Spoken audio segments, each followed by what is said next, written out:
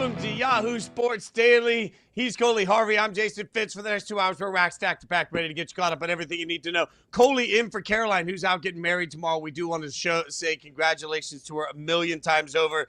Coley must have had a good time because he came back today. I'm just saying, Coley, like I was worried he's going to be like, I'm out. I don't want to do this anymore. So we appreciate you coming back, my friend.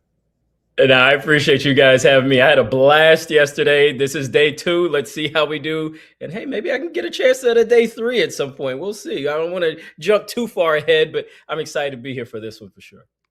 So far, the returns absolutely spectacular. Speaking of spectacular returns, we're going to start today's show by celebrating and embracing greatness, but not from the name that you're used to, because it feels to me like there is somebody being forgotten in front of our very eyes, and his name is Nikola Jokic. And look, I know this is where everybody rolls their eyes and say, well, how can you forget him? We talk about him all the time. How can you underappreciate someone while we talk about him? Look at these numbers. Think about this. With 3 games left, he led the league in both reboundings and assists per game. Now, why is that significant? No player in NBA history has ever led both categories. I don't mean in the same season.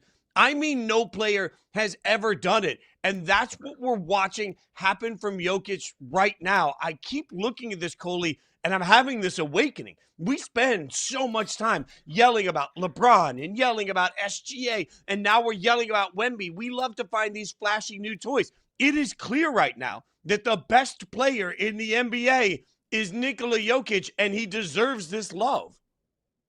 He deserves it by all means. I'm right there 100% with you. We talk about points per game, that being the metric in the game these days, a 3-point field goal percentage shooting, that being the metric these days, just because that is what the game has become. But the fact that he is distributing the ball really well, and he's still coming down with the reboards to keep the possessions alive or establish new possessions if it's a defensive board.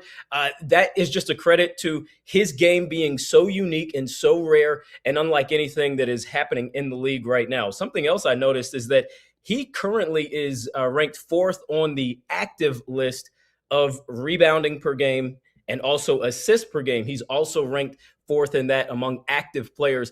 That says a lot, because when I look at that list, when I look at all those guys around him in the top 3 and the 5 through 10, those guys are for the most part all guards. And then when you look at the guys rebounding, they're all mostly forwards. You're not going to see a forward who's also getting onto that assist list, just like Jokic is doing. The only one it's kind of drawing close to that, and we might have a similar conversation like this maybe in a few years, is Luka Doncic.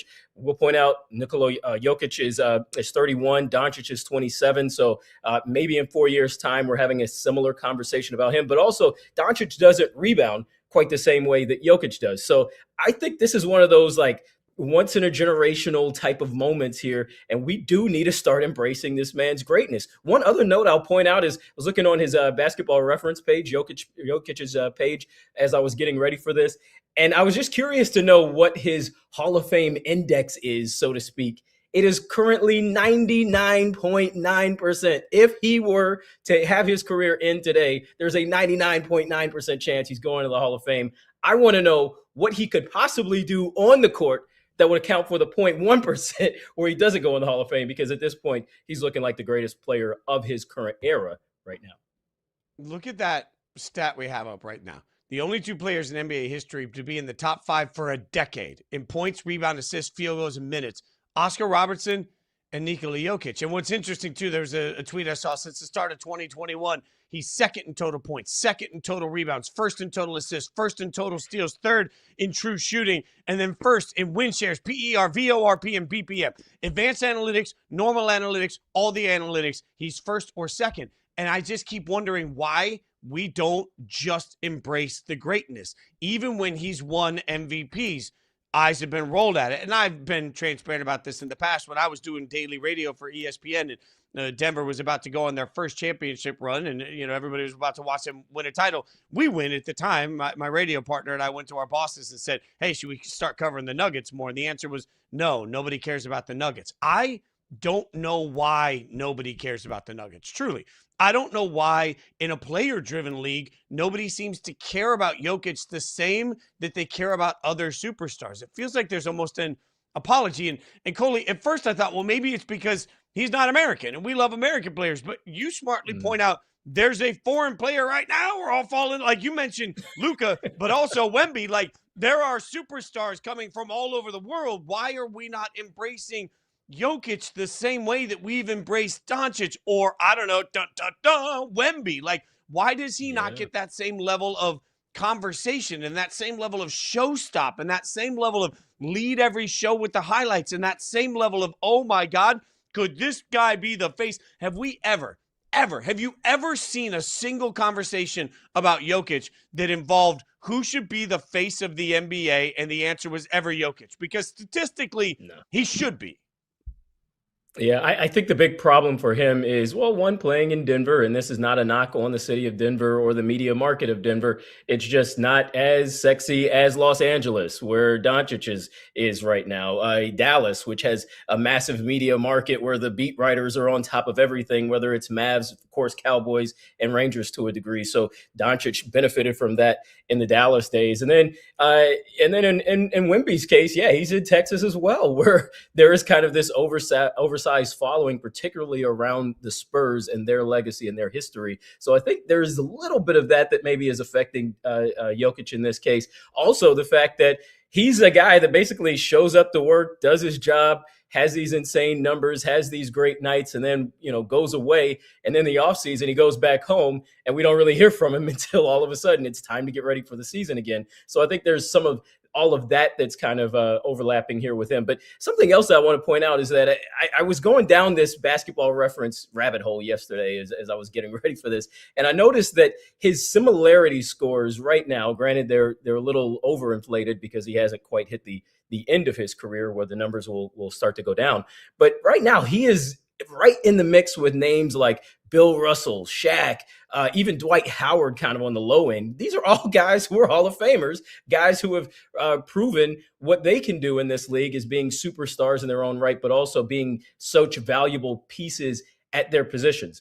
The one thing that, at least in the case of Shaq and Bill Russell, that you could argue that Jokic doesn't have is all the championships. Yes, he has the one in 2023, but we haven't seen Jokic in the finals year after year after year. And maybe that's another factor that's kind of playing to his detriment. But again, to your point, Wemby hadn't even been there yet. So I don't know if that just totally ripped away everything that I just said. But I am curious to see how the legacy of Jokic is remembered once we get more closer to the end of his career. Right now, what I say is a top 10 player of all time.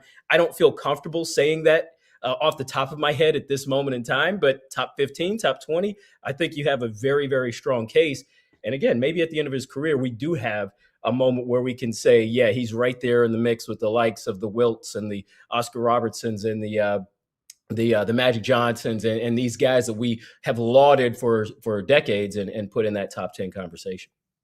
I mean, the funny thing is you and I share a similar visceral reaction. When somebody says top 10 player of all time, I'm like, come on, right? Like, that's the first thing we all say. And then, because as I've said on this show, so I want to be consistent, because on this show, I've said in the past when we say, well, top 10 player of all time, there are certain spots in that top 10 that are so galvanized that it's almost impossible to work your way in there for modern players, right? Because LeBron and Michael and Kobe and Kareem and Magic and Shaq, you mentioned. I mean, it's pretty easy to find the top 7 or 8 that, without any discourse or disagreement from anybody, that are just cement, right? They're in these things in stone.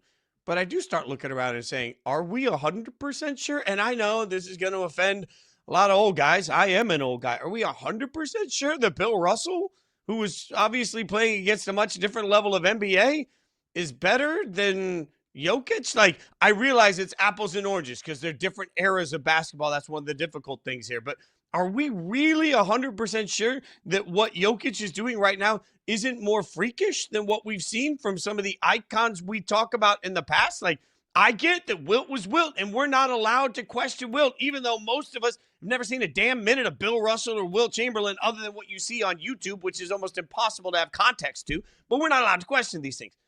Should we? I mean, even, like, I know, God forbid we mention Shaq, but let's all remember, Shaq was a physical presence that nobody could stop, right? And it was the most incredible thing in the world, to the point that you just fouled him because you knew that he was a one-trick pony that did one thing so well, you could never stop it. I respect that. But isn't Jokic the opposite of that? Like, he's leading in every category we could possibly. I almost dropped a swear word there. I was so passionate about it. He's leading in every category you could possibly imagine. And we're not allowed to have him in the same conversation as Shaq. Shaq did one thing.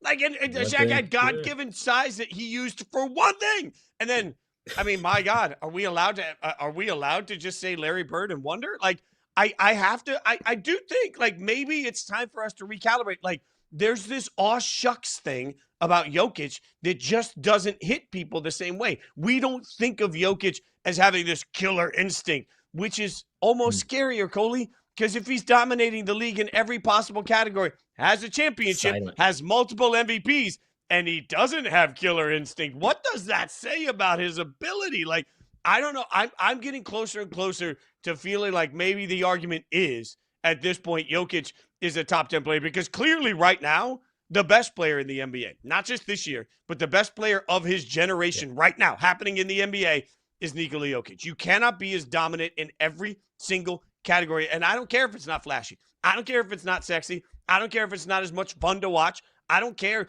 if we want to look at it and say, well, he's just a big, lumbering, doofy looking white dude. Like, I don't care about any of that. Like, at some point, the numbers are the numbers. The dominance is the dominance. The MVPs are the MVPs. I just think maybe he belongs in a much different tier, even though we're gently trying to put him there. I think part of it also is the fact that we don't value enough of what the league has become around him. And this is kind of the point that you were making with, what was the league with Bill Russell in terms of who he was playing against. Doncic is playing against the best of the best of the best. You know, the league was certainly in a far different state in the 60s as the integration of the sport was just really beginning to take on. So there were times when Russell wasn't having to face 6'8", 7'5" guys in the post nonstop and 6'8" guys who could guard him on the wing. He wasn't seeing that same size and length that you see from a lot of the players in today's game. But that being also said, I still just don't think that we could diminish greatness that way as well. I mean, all the championships, all the rings that Bill Russell has, he's in that conversation for a reason. And I think that is really one of the big factors that is going against Jokic right now, is just he hasn't been on a team that's really, really won other than the one championship. Say if we put him all of a sudden on the Celtics and they've got 3 rings right now as opposed to the one that he currently has, maybe that changes a conversation and he is the face of the game. But I just also think that there are so many other players who have become the face, so to speak, of this game at this moment. American players and even foreign-born players in the case of Wemby and Doncic, that Jokic has just gotten lost in the shuffle. And I think that he personally, if I were him, I think that he actually enjoys this, embraces being that silent assassin, so to speak, goes out, gets his buckets, gets his rebounds and assists every night, and then just walks away, and that's that. I think that's just the way that he is. He's wired. Which is probably part of why in the conversation of his greatness at times he's forgotten, because we love celebrity, and celebrity doesn't seem to be something that Jokic is particularly interested in, because frankly, you're right. Everything you said, if he won 4, 5, 6, 7 championships, we talk about him differently. Well, to your point earlier, how many chips does Doncic have right now?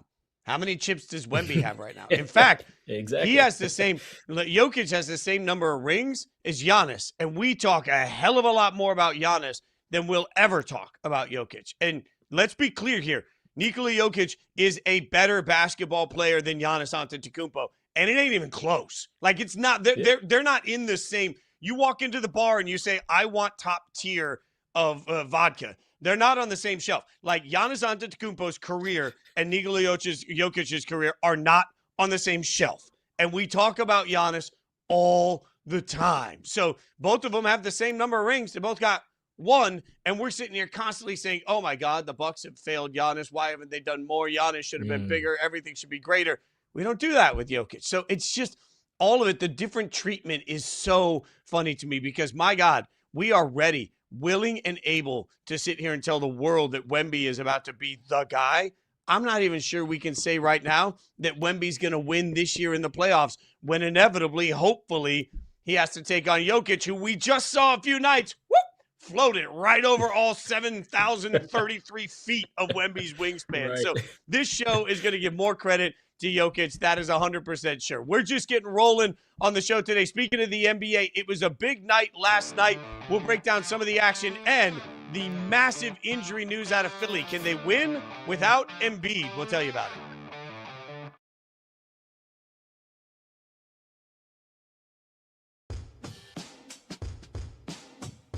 Who are some of the other like UFC combat sports golfers that we might not know about? Like who's sneaky good?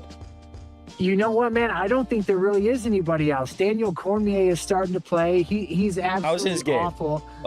He's no. Awful. He talks so much trash. He is so bad. But I tell you what, though, he is an athlete, and he's just like golf's like anything. The more you do it, the better you get.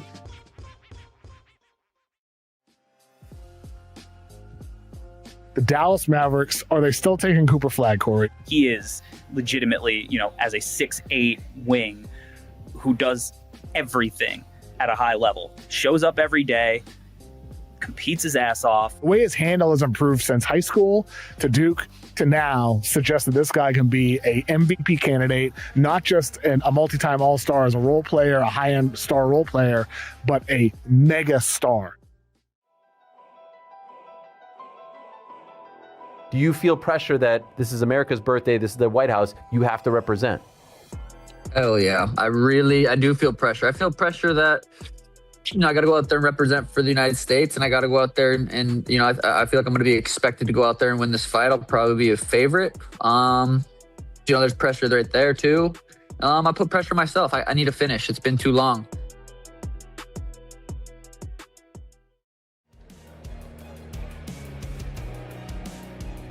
Johnson to the end zone, caught. Guess who? C.J. Jefferson. And in talking to the coaches this week, they said that's your playmaker. That's the guy that Jerome Johnson has the most confidence in. And there you are in 4th and goal, and you throw it right at the goal line, right at the yellow line at the wall. Terrific throw. Nice catch. Great execution there for New Mexico. They had to have a play.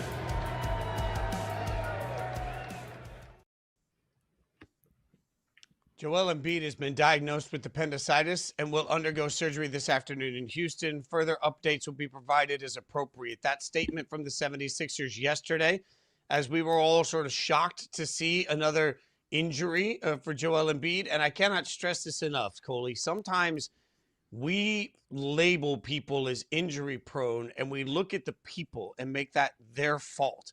This is just yet another strange and staggering blow to the health for Joel Embiid. I genuinely, my heart breaks for him, because you're talking about somebody that's going to be remembered more for the time he wasn't on the court than the time he was at this point, Coley. And this is such a shocking and jarring moment for him and also for the 76ers this season.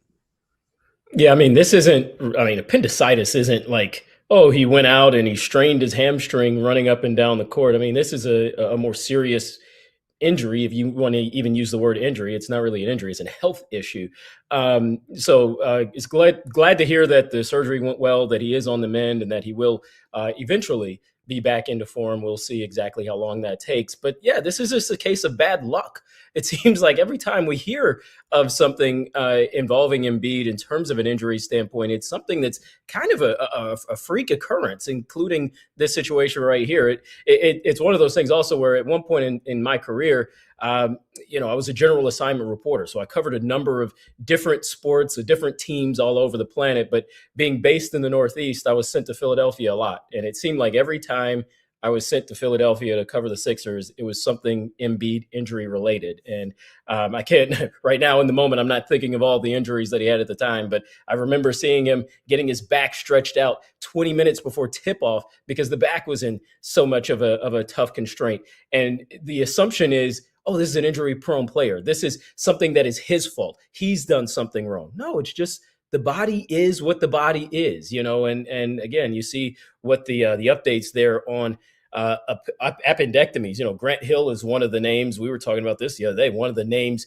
that always jumps out to me when I hear of injuries like this, whether it's an appendectomy or even a serious knee injury that takes a long time to recover from. We wonder what Grant Hill's career would have been if it hadn't been for some of the injuries that he went through and time out of the league that he had to endure. But this is a different case for Embiid, and this is something where, again, like you said, you have to really send out your heart to the player, hope for the player to get back in some regard, and hope that his team can find a way to manage without him, because this isn't just an injury where he did something wrong running up and down the court. This is a little more serious than that. Yeah, it sort of rubs me wrong when you hear, you got some fat dude on his 18th bag of chips calling Joel Embiid a bum because he's not able to stay healthy. And it's like, it's not always that simple. That's just some people are cursed. So let's get into one of our favorite things we like to do on this show, which is a little NBA triple threat. So we're going to give you a take, and then we're going to figure out from that take, are you shooting it? Yep, I want that. Are you dribbling it? I'm a coward. I need more time. Or are you passing it? I want nothing to do with it. And we'll stick with the 76ers. The Sixers can get past the first round without Joel Embiid while they wait for him to get healthy. You shoot, pass, or dribble. That hot take. Oh, man, I know what I just said about Embiid. And again, my thoughts are certainly with him, but I am probably passing this with a no-look pass behind the bag, Jason Williams and one style, because I am just not able to see the Sixers getting out of the first round. I'm not even able to see them getting out of the play-in, to be honest. And a lot of that has to do with some of the way that they have been playing down the stretch, even without Embiid. They lost their last two games coming into this weekend here. And the Magic, on the other hand, are rolling. And the Magic are a team that Philadelphia could play in that play-in. The Magic having won 4 games in a row, potential for a fifth coming up Friday night. So we'll see just what shakes out with this play-in. I just haven't been very high on the Sixers. I know they started the season really hot, and it seemed as if, okay, this might be a team in the East that will make some noise by the time we get to this point of the year. But I'm just not seeing it. I feel like this is one of those kind of gut-punching moments that can define a team's trajectory. Can this team respond and rise up given the adversity that one of their stars is facing? I'm just not seeing it right now. Yeah, I like being a beacon of light in a dark, dark world. And I was ready to shoot this, but much like real basketball where I shoot it and then somebody just slaps it right back in my face, I feel like this can't be shot. I feel like I went to shoot and I was like, oh God, I'm scared. And then it just turned into a turnover. I can't buy into it for all the reasons you just mentioned. I have tried to find a way, but not every play-in team is built the same. For example, as we now know, after the loss last night to the Rockets, they're tied with the Hornets for the 8th seed. Hornets, I do believe, can figure out a way to be disruptors in the playoffs. But as good as Philly looked in the first, let's say, month of the season with that young backcourt playing so well, I would love for them to be able to recapture that magic. It just feels like it's a little too late for all of that to come together. So I'll say that I wanted to shoot it, but I don't want to get it rejected. So instead, I'm going to pass it, and I'm going to give it right to Coley and hope that he can make magic happen. All right, how about this? I'm giving you the next tape, Coley. All right, the Knicks and Celtics gave us an epic showdown last night. Josh Hart hit 3 clutch baskets to keep the Knicks' hopes of a 2 seed alive. This was a big one, also noted for the fact that Tatum was back in the Garden, like all of these different elements to this game. So, shoot, pass, or dribble. Celtics-Knicks is the best potential East playoffs matchup. What say you? Well, that ball that you just passed my way, I am going to shoot it on this one because this is unreal. And maybe it's because I have a little bit of proximity bias living in New York right now, having been around Knicks and Celtics, having been around Knicks Celtics last spring. I mean, I was in the city a lot, walking around the Garden a lot last spring, and this place was on another level when those two teams were playing. In fact, it was matching the fantasy that it feels like people always say of what New York basketball is and can be. So I feel like if those two teams do get a chance to meet up in the postseason, it's going to be unreal once again. That scene last night at the Garden was bananas. The fact that Josh Hart had those 2 clutch threes there at the very, very end that basically sealed things for the Knicks and sent the Garden into a frenzy. It just felt like what last spring was replicated all over again. You mentioned some of the other storylines.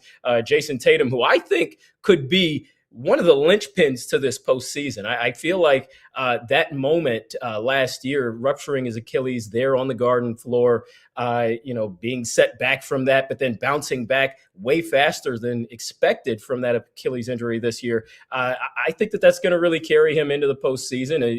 He basically said he was nervous going into this game last night, playing on the Garden floor and being back in the place where he had this devastating low in his career. But he said, hey, even though I was nervous, I felt like I had to get out there and do it.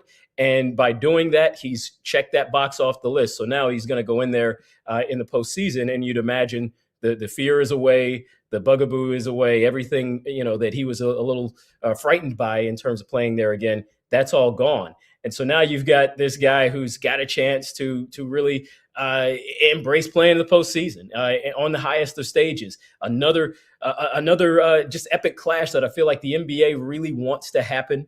It's just going to be nothing but good for the league, for the fans, and for the teams themselves. So yes, this is one I'm shooting. Sign me up for this. I want to see Knicks Celtics in the Garden and at TD Garden. Two great fan bases, two rowdy fan bases. I think I'm just getting excited right now, and it's not even that late into the postseason picture right now. So this is where I push my glasses up and I go full nerd here. And I'm like, well, the define best, because you're right. From a brand standpoint, from a conversation standpoint, from the world stops and we pay attention standpoint, Knicks Celtics, I'm not a total moron. Like, Knicks Celtics is absolutely the matchup everybody wants. From a basketball standpoint, the Pistons would like a word. I'm just saying, like, I just want to remind the world that the Detroit Pistons were supposed to be dead in the water how many times this year? Yeah. They are still clearly the best team in the East. Ain't nobody care. So, like, from a basketball standpoint, I think the Pistons would like a word, because Pistons Celtics, I think, would be the best basketball we could see, because I think the Knicks are frauds. But from an actual brand and excitement and a chaos standpoint, yes, Celtics, Knicks, we can't overcomplicate this. I shoot it. It's the matchup everybody wants. Let's get one more in here real quick. The Heat, in a game they had to have, lost by 14 to Toronto. 14. They're now firmly in the 10 spot. 2 games behind the Charlotte Hornets. Shoot, pass, or dribble. Erik Spoelstra should be on the hot seat if the Heat don't make it out of the play-in. Spo on the hot seat? Oh, yeah. I think he's on the hot seat, but I'm kind of like you on that first question, where I got the ball. I kind of pump fake. Like, I wanted to take the shot. I wanted to pass it away. I dribbled. I didn't know what I wanted to do, but ultimately I'm going to shoot this one because, we've been here before. And the one reason why I do have a little bit of pause in this moment is the fact that the last time we were really here, when the Heat had to get into a play-in game and had to win, they actually rolled all the way to the finals. They, of course, ended up losing to the Nuggets, as we were talking about Jokic earlier, in that year. But still, they made it that far when they weren't supposed to. So you never say never. This is a team that could somehow catch lightning in a bottle again. I just don't think this is that team. I mean, yes, Bam Adebayo is still there, but there's no Caleb Martin having his postseason heroics on this team. There's no Jimmy Butler on this team, no Gabe Vincent. It just isn't quite the same makeup as what Spoelstra had in 2023. So that being said, I do feel like people in Miami are kind of like, hey, man, you've been a winner. You've been a winner when you weren't supposed to. Why hasn't the team really progressed in the last, I'd argue, 2 seasons at this point? So I think that, yes, don't win in the play-in. Don't make it past that. Spoelstra's on the hot seat. But I'm also like you. I want to hesitate. I don't really want to call for the firing, so to speak, but I do think that that there has to be a moment of real reflection in Miami, because it doesn't feel like this thing is working at this point. His quote there, I've never been a part of something like this. I can't explain it. That's a problem.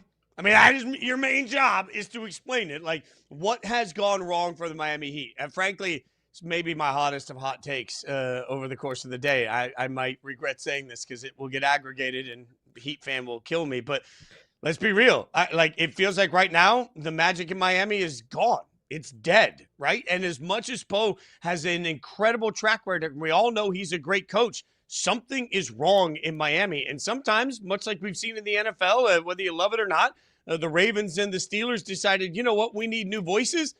I think Miami might need new voices. And I don't just mean a new voice. I also wonder if Pat Riley should be on the hot seat through all of this, because the Heat just aren't good enough to be truly competitive. When we look right now at the Heat, the plan, how are you going to make the Heat plan, the plan to make the Heat competitive again? The answer to that for most Heat fans are, we're going to go sign big free agents. Again, the way you win in the modern NBA isn't to go out and sign big free agents. It's to draft and to get depth and to develop. The triple Ds, that's how Denver did it. That's how currently OKC is doing it. That's even how Milwaukee did it when they started their run, like draft, develop, depth. Those are the things you need. Miami's not doing any of that. So it's cool that they had all of that success being the brand of the Heat. That ain't going to win them championships moving forward. I think it's time for wholesale change all over the place. I'm shooting. All right. At this point, Coley's going to shoot me if I keep giving out all the hot takes. So coming up next, we'll figure out what Frank Schwab thinks about that man, Aaron Rodgers, and what he's doing right now to the Steelers. Coming up next.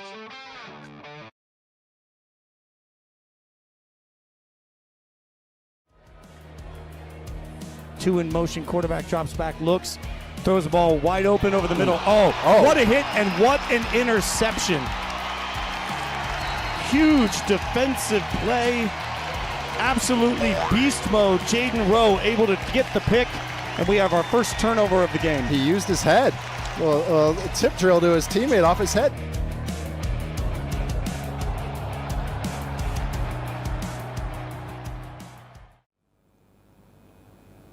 I was super proud of Gable's fight. I think that Gable really showed tonight that he is going to be great.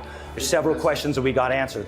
What is he going to do when he gets hit? That was the big one. Everybody's asking it. All the coaches are looking at it. Gable took a spinning heel kick to the jaw and went like this. Nothing. No, he didn't get out of the process. As a matter of fact, he went right back in that guy's face. So that answers a huge question. Also takes away another avenue to victory that all his future opponents will be looking at. We're going to give you a name. You tell us whether it's a real college athlete or if our producers just made it up out of thin air. Okay, so collegian or concoction. The first one we'll give you is Fat Brooks. Now, for clarity, fat is P-H-A-T. That is a concoction. That's a collegian. He's a guard for Central Michigan. Fat Brooks. Fat Brooks, yes.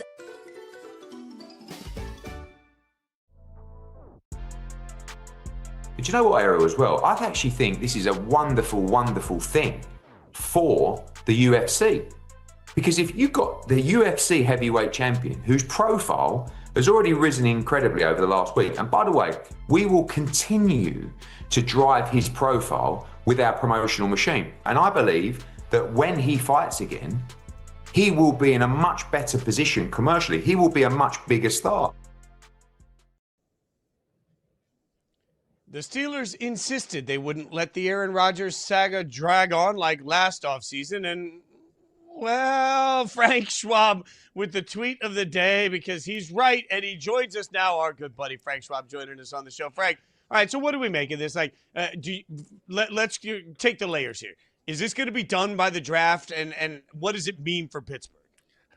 I don't know if it's officially done by the draft. I think we all kind of assume that there's some backroom deal, right? And to me, it was when Kirk Cousins signed with the Raiders. I don't think Kirk Cousins signs with the Raiders if he thinks the Steelers job might be open, right? Like, yes, I'm being a little bit tinfoil hat here, but if Kirk, look, Kirk, I know you, everybody in the world loved that move, including you. I'm like, I guess, but because we know Kirk is going to start like 2 games and then he's going to go to the bench. Why would he do that if he thought he could go start with a playoff level team in Pittsburgh? Well, it's because he can't, because Aaron Rodgers is coming back, but they're just going to announce it at some point down the road. So do I think that it's going to be done? Yes, I do. But that's also my problem.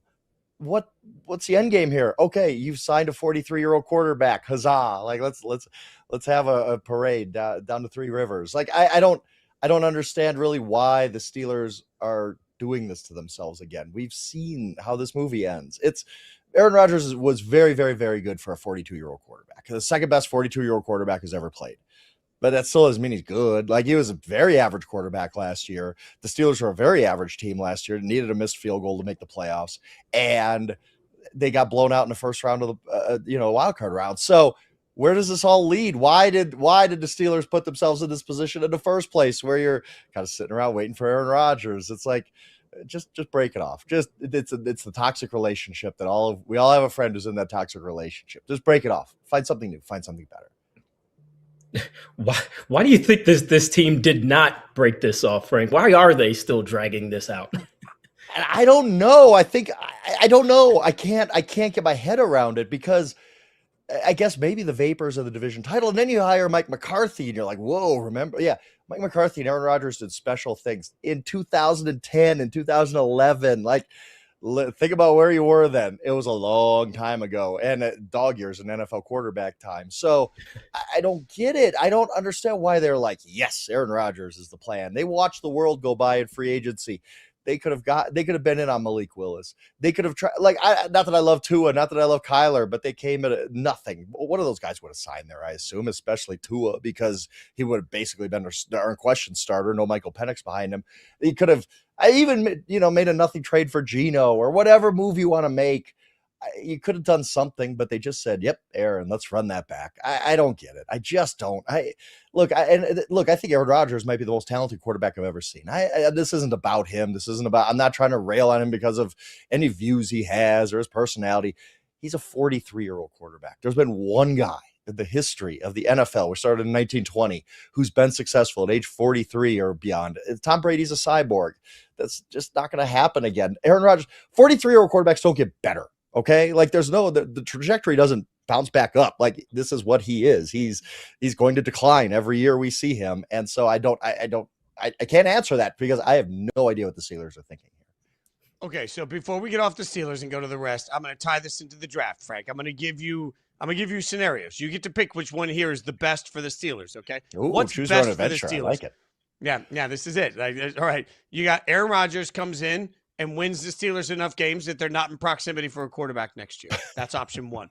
Option two is Aaron Rodgers comes in and they draft Ty Simpson, knowing that Ty Simpson may not be as good as the quarterbacks that are available next year. Option three is they just take it wild, wild west. They got no quarterback option this year. They just figure out whatever they've got. They suck all year, and they finally address long-term plans next year. Which of those three plans would be the smartest for the Steelers long-term? And I think right now it's probably number one, I guess. I don't love Ty Simpson, okay? But that's not a bad situation. Look, if we're looking for situations for Ty Simpson, I'm not one of these people who thinks quarterbacks need to sit. I'm not. That's why I don't like the Kirk Cousins signing. I just think it's nonsense. Joe Burrow didn't sit. Justin Herbert didn't sit. I can go on and on. There's a Matthew Stafford didn't sit. Most of the NFL's elite quarterbacks did not sit. Okay, that's a Carson Palmer. We're watching tube TVs like that. That is a bygone era. Okay, like that doesn't exist anymore. But some guys need to sit. Anthony Richardson should have sat. Ty Simpson should sit. He's got 15 career starts. Right. So I think he's one of the rare cases of you go to a team like the Rams, you go to a team like the Steelers. We don't need you right away. Sit, learn from McCarthy, whoever you're going to be under. I think that would actually be a decent situation for Ty Simpson, but I don't really love him as a player. I just don't. I think he's fine. I think he's getting pushed up because this class doesn't have a QB2. That's why he's getting pushed up. So I guess in these scenarios, number one is the best one. But if you could ask me that question in January, I'd say number three all day. I'd say Mike Tomlin just stepped aside. You can redo this whole thing. Go trade TJ Watt, see what you can get for him. Start to make your defense younger. It looked old last year. It did most expensive defense in the league, and it was middle of the pack. Start to do things differently, but they didn't. Their offseason was kind of another variation of win now. You go sign Jamel Dean. You go trade for Michael Pittman. You're trying to win. So I don't think right now you can reverse course and just say, yep, Will Howard all year. Because they're talking up Will Howard. Will Howard's a 6th-round pick who's never taken an NFL snap. Maybe Will Howard's great. Maybe Will Howard's next Tony Romo for all I know. I don't know, but I don't think that that's really the answer either. So I guess right now, Fitz, to answer your question, as we sit here, number one is the best. Just play it out, whatever. Let's see what Aaron can do. I want to stay on the draft and stick with the topic about the Rams. This is a team that doesn't normally have a 1st-round pick. You wrote about them very recently. Why are they such an intriguing place in this particular draft? I'm always fascinated by teams who have this question mark of, do we address quarterback now or do we just go all in? Let's try to win a Super Bowl. And, famously, when Jordan Love was drafted and Aaron Rodgers was still there, that turned out well for the Packers long-term, by the way, but in the short term, it was like, well, you could have got Aaron Rodgers a receiver, finally, a 1st-round receiver. So the Rams are in a similar position. This is the best roster in the NFL. I think they're clearly a Super Bowl favorite. This team is ready to win. So you're sitting there at 13, and it's kind of a bonus pick because the Falcons panicked and they traded it to you to draft a guy who's probably not going to play for a long, long time. Well done, James Pierce. And what do you do with this pick? You don't have any needs on your roster. You don't have glaring needs. I mean, everybody has needs, right? But there's nothing where the Rams say, oh my God, we need a right tackle. Oh my God, we need a cornerback. They've dealt with all that. Their roster's set. But you could go get somebody at 13 and could still make a difference. Maybe pushes you over the top where you win that game against Seattle in the NFC Championship game, right? If you're in that scenario again. Or if McVay really likes Ty Simpson, and you know what, he's got some skills. I understand that. I get it. The Dan Orlovsky thing is valid. He's got some skills. Does McVay just say, we don't even need it's a bonus pick. We got this. The Falcons gifted this to us. Let's just take Simpson. We sit him for a year, maybe even 2. Stafford's been, kind of flirting with retirement every year.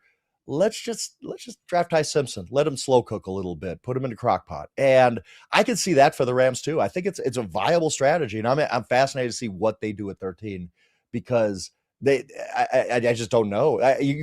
My cohorts over at Inside Covers chuckled a little bit of like, oh, a receiver at 13. I'm like, why not? You put a good receiver, you put Jordan Tyson in that offense with Devontae and Puka Nacua. Devontae's not a young man anymore, by the way. You're going to have to figure that out. Puka's got his issues now. Why not make your strength stronger? So I think the Rams could go literally any direction in this draft. That's what makes them interesting to me. Okay, so what about the Cowboys? Because you wrote a piece, by the way. Everybody should check it out on Yahoo Sports about the most interesting teams in the draft. Why are the Cowboys interesting to you, Frank? You know what? I hate going down this road, and I swear I'm not doing it just because it's the Cowboys and they get a lot of attention, but I really like the Cowboys. I look at where they are at right now, and I'm like, I think the Cowboys could be really, really good this season. And now it's just how do you use these picks to get you over the hump, to get you where you actually are competing with Philadelphia? We know their offense is awesome. How do you use these picks on defense? Well, it's not a great draft. We know this, right? Like it's not a fantastic draft, but there's still players that can help you. I think if the Cowboys do this correctly, look, they've added Jalen Thompson, basically Quinnen Williams midseason last year. They've added Rashawn Gary. They've added to this defense. If you had one more guy and you got 2 first-round picks, I'm all in favor. And fake trades, whatever. That's kind of an NBA thing, but it works in the NFL too. Trade your 2 first-round picks, go up to number 3 and get Sonny Styles. The one thing the Cowboys really need is kind of an off-ball linebacker. I compared, Sonny Styles to kind of Luke Kuechly, and I get it. Luke Kuechly's a Hall of Famer. He's unbelievable, one of the best linebackers I've ever seen. But Sonny Styles has that kind of athleticism, and that kind of it pops on tape. So you go up to 3 with the Cardinals. Cardinals aren't a linebacker away. The Cardinals probably should be trading for a couple of first-round picks. Go up, make a big splash. Jerry keeps teasing this. We're gonna bust the budget. We're going all in, everything like that. Actually do it. Use those 2 first-round picks. Move up. Get the one impact guy who I think can get you really close to the Eagles. I think the Cowboys are going to be a really, really good team this year, but they need to figure out this draft to help that defense, which was obviously awful last year. Frank, who are some of the other teams that we should be on the lookout for that you're going to be writing about in the next couple of weeks leading up to the draft? Yeah, and I think one that pops out is the Jets. And I know that this is the only time Jets fans can get excited, right? You can't get excited in September and October. I know that. But April, here's your time to shine, buddy. It's Jets time. With all these picks they have from the trades. Look, the Jets have made a decision. We are hitting the reset button on the old school Nintendo, right? We are mad with the way Tecmo Super Bowl's going, so we're hitting the reset button and we're starting this thing over. You trade Quinnen Williams, you trade Sauce Gardner, but you get all these picks, and that's very exciting. You have 4 picks on the top 44, but yet it's interesting. Yeah, I was fascinated by the conversation that Nate Tyson, Charles McDonald had over on Football 301, where they're talking about it was with the number 2 pick, and they're saying, well, yes, Arvell Reese is a great, great pick here, but he doesn't really fit what Aaron Glenn would do. So what do you do? Because Aaron Glenn might not be with the Jets in 2027. We all know he's on a hot seat. The Jets know he's on a hot seat. He just replaced 10 assistants, right? So what do the Jets do? Do they kind of cater to Aaron Glenn? Or do they just say, whatever, Aaron, we're just going to draft best player and figure out where we're at in 2027? 4 picks in the top 44 make them such an interesting team that it's one of those teams that pretty much any position you could draft and justify it, except pretty much running back and offensive tackle. Like they're set at those 2 positions. Everything else is on the table, including Ty Simpson. I think Ty Simpson has to be the most interesting guy in this draft, right? Because he's kind of lurking around for a lot of teams in the middle of the first round, late first round. He's getting a lot of helium now, people talking about him. where does he go? Is the Jets a fit? Because they obviously don't have a quarterback. They got Geno. So, or do they sit at, like we talked about, do they just say, nope, we're waiting on 2027 because we're going to stink this year. We're going to draft high again anyway. I think the Jets, that's why they're kind of maybe the most fascinating team to me, just because they have all these picks and all these needs. How do you do it? How do you start this rebuild? They could go many, many different directions. I cannot figure out if Ty Simpson is going to end up being Mac Jones and selected far earlier than most of us think going into the draft broadcast, or if we're going to be looking at Shedeur Part 2 for the second straight year with somebody that free falls. I have no idea. I know it's going to be the biggest story of the draft, and Yahoo's got you covered for it. Be sure to follow him at Yahoo Schwab, always the company man. We love that about Frank. And, of course, be sure to read him on Yahoo Sports. Frank, I just wish I could reach through this screen and give you the longest, most awkward hug in history, my friend. Thanks for hanging out with us, buddy. By the way, if Erik Spoelstra gets fired, Milwaukee, go sign him. If Fitz gets Spoelstra fired, Bucks, go get him. Go get him. Okay, that's what he's doing. He's out here openly shilling for. I don't know who he's going to be coaching since Giannis isn't going to be. Giannis goes to Miami. Spo goes to the Bucks. There we go. Sorry, we trade. Yeah, there we go. All right, appreciate you, Frank. Frank's out here leveraging for NBA trades. I love this. All right, coming up next, it's Masters Week, which has everybody talking about gnomes and merch, and me asking why. We'll tell you about it next.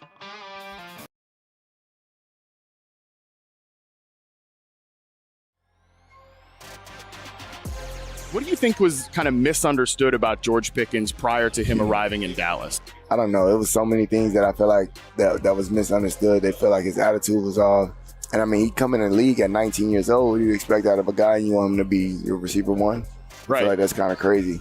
But keeping him within the guidelines, letting him be himself at the same time, I feel like was probably the best thing for him. And I knew that it was gonna have him comfortable here in Dallas.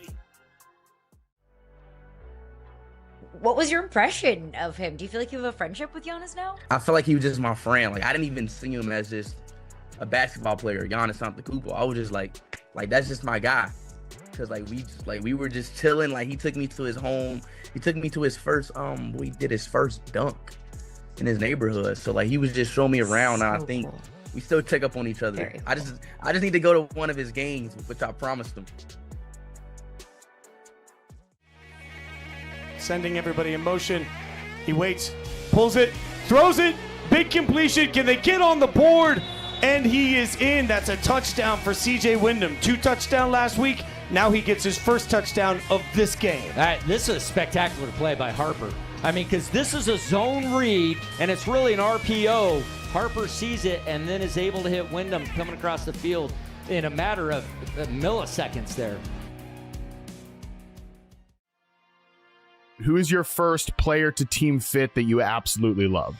Kenyon Sadiq, the tight end of Oregon, to the Chiefs. And this was basically a post-combine reaction, basically Vernon Davis style numbers athletically. And so I think it was validating to see kind of him put those numbers up athletically, the speed, explosion, change of direction. He feels like a player that is not going to drop very far in this draft, especially in a draft where there aren't a ton of blue chip players.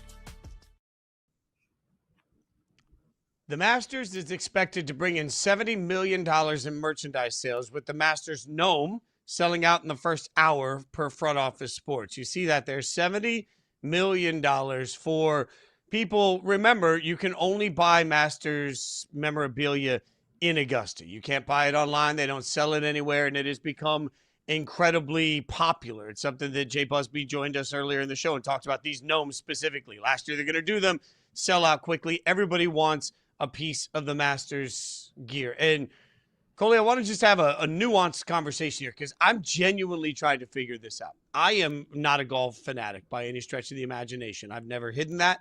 I understand it. We cover it as part of our job. That's what we have to do. So certainly we read and watch enough to make sure that we're educated to have conversations about what's going on at the Masters. But I'll be honest, I don't get it. I don't understand why there is such a flock to get merchandise for the Masters. And I'm not sure I fully understand the Masters. Like, in a modern society where it feels like we as a society overall, we seem to want to have opinions about the 1% and celebrity and worship and all these things. Like, the Masters represents a bunch of people most of us will never understand, a level of money most of us will never understand. you could call it exclusivity because that's being really polite to some of the past of the Masters, right? Like, I'm looking across the board and I'm trying to figure out how the Masters overall has remained bulletproof when society's become so different in the way it views events like the Masters typically. Yeah, there's so many different avenues to go. By the way, I'm looking at this tweet on the screen. People basically were standing in those TSA pre-check lines trying to get these films. That is insane amount of time to be waiting for this. It does speak to exclusivity, but it speaks to something else. It speaks to access. It speaks to, I've got the funds and the connections to make this happen. It speaks to a level of arrival. That's what I perceive when I look at the numbers that we're talking about, $70 million in merch sales, when I think about Masters merch in general. And I've got a unique connection to it, although I've never been on the grounds at Augusta National. I am from Georgia. I grew up in Atlanta. My family is from all parts of the state. And so I've been able to really see this, see the development of the Masters throughout my life. I will note that when I was in high school, it seemed like that Monday after the Masters, a lot of the kids that I went to school with would come back with hats and polos and pullovers. And it was literally that opportunity to prove to their peers, hey, we did that. My family was able to do X, Y, Z. We were able to go to the Masters and yours didn't. And I guess for that reason, for my entire life, I've just kind of been in the same boat as you, where I'm just like, I don't quite get the appeal. The logo, amazing. The marketing behind the logo, having the U.S., making it yellow, putting the flag there on top of the state of Georgia, beautiful. I love that. I love the marketing of that. But that's not why these merchandise items sell out. It's not because the logo is so beautiful and so iconic. It's literally because of something else. And it speaks to this level of, I can do something that you can't do. I witnessed those kids who would come back and now they've got friends that they didn't have before. Even teachers are talking to them that didn't talk to them before. It just felt like there was a level of access that was afforded to them that the rest of us who weren't in a position to go or necessarily wanted to go in some cases to Augusta National, we didn't have. And I think that's where it just gets a little uncomfortable for me. But by all means, it is one of the most popular sporting events in the country, let alone the world. And I am proud to say that an event like that is held in a place that I still call home. So I've been to Augusta twice for different events when I was in music, and I had the opportunity to play Augusta once, and I declined, not because I'm against Augusta, but because I was touring with guys that were much bigger golf fans than I was, and I wanted to give them that, like, it mattered to them. It didn't matter to me, so I gave it to them. So I say that because the context of, well, you just have to be there to experience it. I've been there. And for me, it didn't resonate or hit me in some way that I was like, oh my God, I can't believe I'm here. But also, I'm not a golf historian. So I want to be clear here. I'm not here to yuck anybody's yum. One of Caroline's great sentences here. I'm not here to yuck anybody's yum. For people that love the Masters, I'm just trying to wrap my head around how it has remained so cherished when it slaps in the face of what so many people seem to be against right now. And by against, I want to be clear also. I'm not a political person. I want to say that loudly and clearly here. There right now are a large group of people that are very left-leaning, for example, that will look at it and say, hey, I don't want to celebrate a place with a problematic history. The Masters certainly has that for who they didn't allow in for a very long time. We all know that. Then there's a group of people that might be particularly right-leaning right now that are anti-celebrity and wealth and celebrating people that have that level of things, that don't deserve it. So they want to just watch celebrities fall. Like, that's the way, fine. If that's how you are, fine. That also speaks to what the Masters represents. Yet everybody seems to come together and kumbaya this thing like it's some great cherished moment that A, doesn't have a problematic history, and B, isn't about some level of I can get in and you can't, which is fine. Like, again, it's fine. Like, I'm willing to admit that I came from nothing, so I'm never really going to understand country club lifestyle. Like, my parents, we worried about how to eat. We had one box of mac and cheese in the family for the day for the family of four to eat. Like, so when I was a kid growing up, I was just worried about whether or not I was going to have enough food to eat. I will never be somebody that truly relates to country club lifestyle. That doesn't mean I fault somebody that does, Coley. I just have, I step back from this all the time and I think, man, the way we celebrate the Masters for a bunch of people that are never going to be able to afford to go on their own, from a bunch of people that can't even afford to play basic level of golf anywhere around that are watching this and celebrating it. I don't know how it's managed to stay so insulated from criticism, because the entire thing seems to be sort of built around criticism. Even the concept of, oh my God, pimento cheese sandwiches, which look fine, are $1.50 or $3 or whatever they are. Okay, how much money did you have to get in the gates? So, like, it's cool that they allow the incredibly wealthy people that are there to eat affordably, but it's not like they're turning around and saying, hey, we're going to bring in school kids from the area to eat cheap pimento cheese sandwiches. Like, the entire thing is about opulence, and it's about, having something nobody else can have. And it's about this beautiful, perfect golf course that most people are never going to be able to walk on. And, in a society where right now, my God, an actress can come out and show their house and people immediately destroy that actress for having so much wealth. But then we turn around and celebrate the wealth that we see in this. Like, it's just, it all feels so strange to me that it gets propped up. And it feels like this 1 week every year, we put blinders on to so many things, and we just say, oh God, what a beautiful golf course about the history of golf. I don't understand. Yeah, it is a very complicated history. And what you just spoke to is the legacy and the history of the South, to be perfectly blunt. As a native Southerner, I feel like I can actually sit here and affirmatively say that. You did touch on the history. I'm going to go on and give the history. It was 1933 when the grounds were finally established there in Augusta, Georgia. It wasn't until 1975 until a Black person could actually step foot on the grounds without being a caddy or working in the kitchens and working behind the scenes that way. In 1975, that was Lee Elder, who played the golf course for the first time as a pro.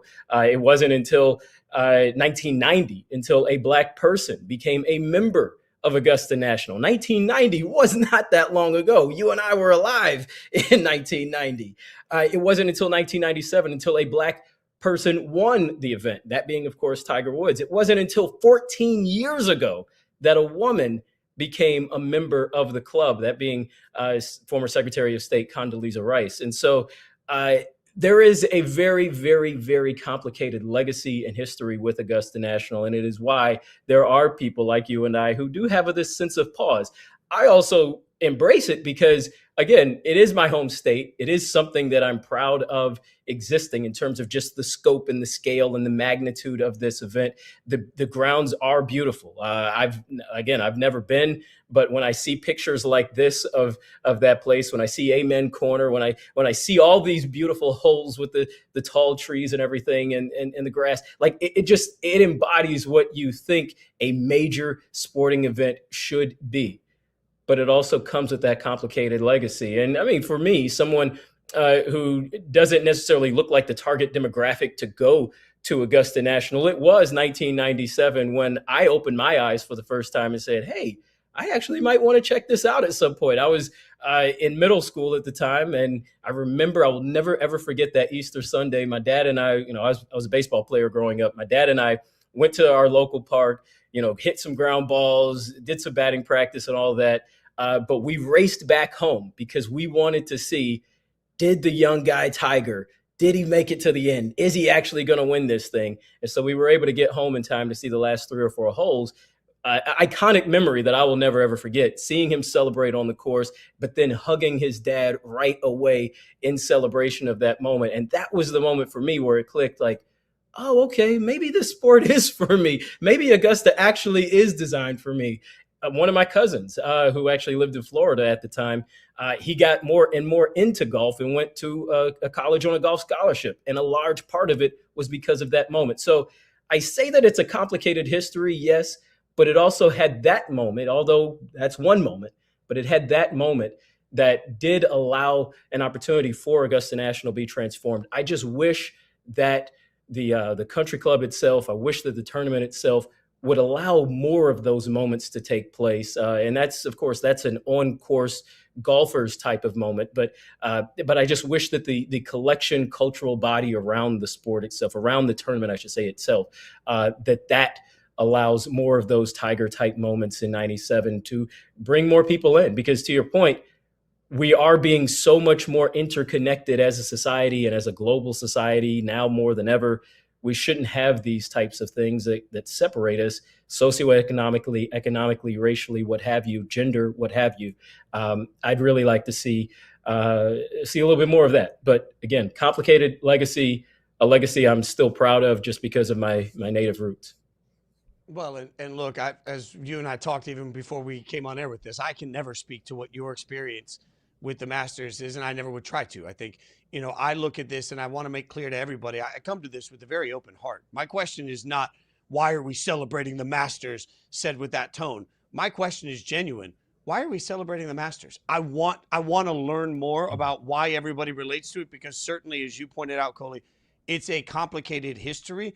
And part of that story is also about the growth and the fact that there's been tremendous change. I want to give credit to all of that. I'm just trying to wrap my head around it. And, frankly, one of the beautiful things about us having microphones is we get to have real, honest conversations, just figuring these things out. Not everything's about a take and not everything's about an argument. Sometimes it's just about an open dialogue, and that's what we're trying to have around the Masters. That being said, let's get back to the NBA coming up next. It was a big night. We've got a big weekend. We've got breaking news. All of these things happening around the association, which means the bat phone has come out. Tom Haberstroh will join us next to break it all down.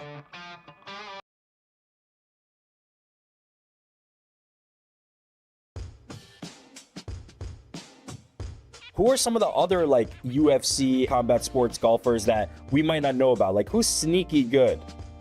You know what, man? I don't think there really is anybody else. Daniel Cormier is starting to play. He's absolutely How's his game? awful.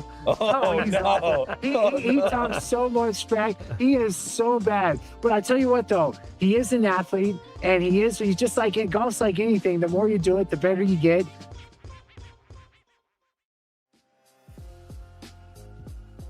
The Dallas Mavericks, are they still taking Cooper Flag, Corey? He is legitimately, as a 6'8" wing who does everything at a high level, shows up every day, competes his ass off. The way his handle has improved since high school to Duke to now suggests that this guy can be a MVP candidate, not just a multi-time all-star as a role player, a high-end star role player, but a mega star. Do you feel pressure that this is America's birthday, this is the White House, you have to represent? Hell yeah. I do feel pressure. I feel pressure that, I got to go out there and represent for the United States, and I got to go out there and I feel like I'm going to be expected to go out there and win this fight. I'll probably be a favorite. There's pressure right there too. I put pressure on myself. I need to finish. It's been too long.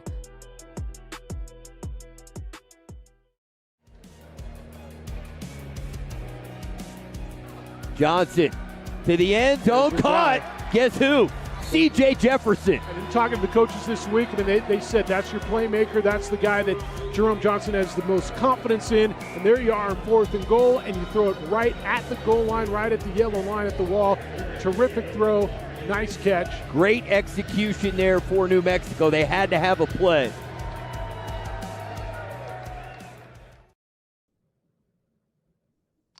Shams tweets out, the Miami Heat are waiving guard Terry Rozier today. Sources tell ESPN Rozier had been placed on leave by the NBA since October after federal indictments into sports gambling activity. Miami will open up a roster spot. We have a lot of NBA to get to, which means we've actually gone out like Kermit the Frog. We're wailing our arms in the air and we're screaming, Tom Haberstroh, come save us. So Tom comes in now right out of the gate. Tom, your immediate reaction to the Terry Rozier news is? I wonder what that's about. And then I realized the NBA has a deadline right now, basically until Friday, 5 p.m. to waive someone ahead of the playoffs in order to open up a roster spot to sign someone. So I don't think you can read into this and assume that a federal indictment or something is going to come down here.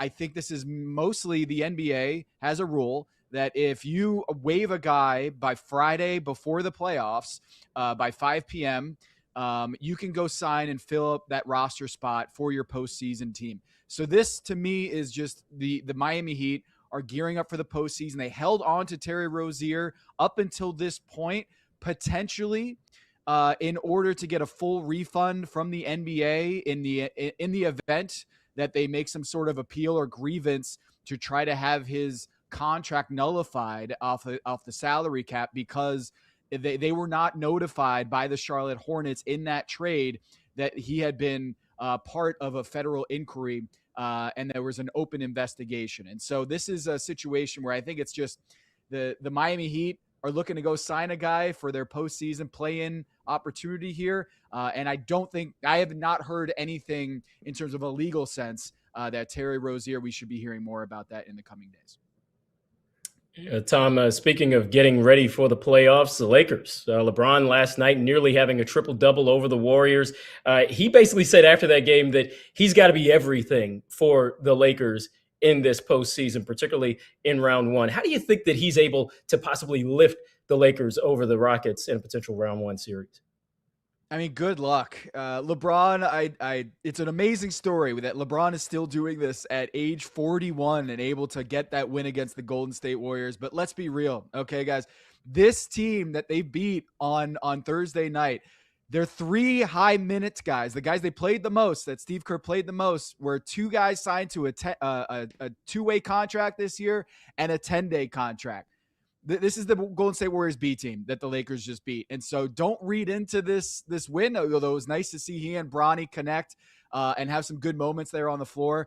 But what I will think is more likely is what we saw against the Dallas Mavericks a few nights ago, where they got beat by a B team, as I like to call it, a team that's not trying to win games. And because what you see is the Lakers just are too shorthanded right now. Marcus Smart being out, hopefully he gets back for the postseason. This LeBron story is amazing, that he is the guy that with no Luka Doncic and no Austin Reeves is relied upon to carry them into the postseason. But I think that's where it ends. The Houston Rockets have gone on an absolute tear in the second half of the season here. They are winners, I think 8 straight that they've won and over some good teams as well. So the Houston Rockets are not a team that we saw really struggle blowing that lead against the Minnesota Timberwolves, a double-digit lead in overtime, the first time that's happened in NBA history. That is a distant memory. Kevin Durant, Alperen Sengun, Reed Shepherd, this team is playing a lot better. And unfortunately for the Lakers, I think JJ Redick said it best. We're just hoping to survive out of the first round so that we can get maybe Austin Reeves and Luka Doncic back. So I know what Lakers fans are thinking. Hey, we just beat the Warriors. This is not the Warriors. This is not. Steph did not play. Jimmy Butler did not play. They basically played Draymond for a few minutes and said, let's pack it in for the play-in tournament. I think the Lakers, it's not going to end well for them against this Houston Rockets team that's healthier, playing better. And what we see from LeBron James historically is don't doubt this guy, that he'll take teams to the finals or take teams well beyond expectation. But unfortunately, I think the road ends here with the Lakers against the Houston Rockets. I expect it to be a 5-game series. I want to stick with the West and the playoff picture there. Is there a single play-in team that you think could actually give either the Thunder or the Spurs a decent series? No, I don't. The Spurs and the Oklahoma City Thunder are just on another level. I have these title tiers that I publish every Monday on TomTheFiner.com, and I've had the Spurs and the Thunder just on a tier above everybody else in the Western Conference for basically the entirety of the season. And so, yes, you could talk yourself into the Blazers, who did beat the Thunder when they got off to that amazing start, 24-1 earlier this season. The Blazers were the only team that the Thunder lost to in that stretch. They beat Shai Gilgeous-Alexander, but it was on a second night of a back-to-back earlier this season. No Jalen Williams. So now that Chet Holmgren and Jalen Williams are healthier, when we see that they're not playing in this, they're all out against the Denver Nuggets tonight, which is unfortunate for the NBA as a whole, that we're not going to see Nikola Jokic and SGA go head-to-head in MVP showdown. But what we're seeing from the Blazers is they got to fight their way into the playoff picture. A game tonight that I'll be on the broadcast for, hosting the Clippers, basically a playoff game for the Blazers. They've beaten the Thunder before, but it's going to be so tough because the Thunder and the Spurs are outscoring opponents by +10 this season. It has not been close. And so for Phoenix, the Clippers, the Blazers, and the Golden State Warriors with Steph Curry, unfortunately, when you're going against a 60-win team with Wemby coming back healthy and the way that they've been playing, I think there's a chance that they might not lose in the first round because of how good these teams are. But we're not really sure what the playoff picture is going to be at this point. But at this stage, I just think OKC and the Spurs are just on another tier. All right, so let's look at the East for a second, Tom. And I'm going to use a different word than suck. I'm going to use the word meh, all right, because suck is too harsh, all right? Outside of Detroit, Boston, or New York, the rest of the East to me is meh, right? All right, so can any of those meh teams actually go on a final type run? Can anybody outside of that top three actually contend in the East? Yeah, there's an Eastern Conference team in that meh group that you call it that is actually have a better point differential than the Minnesota Timberwolves, than the Denver Nuggets, than the Lakers. They're actually a better point differential than the Cavs. Do you know who that team is? It's the Charlotte Hornets. Charlotte Hornets are real guys. Like I really hope that they make it into the playoffs because, they've been to the play-in tournament twice with LaMelo Ball and they've lost both times.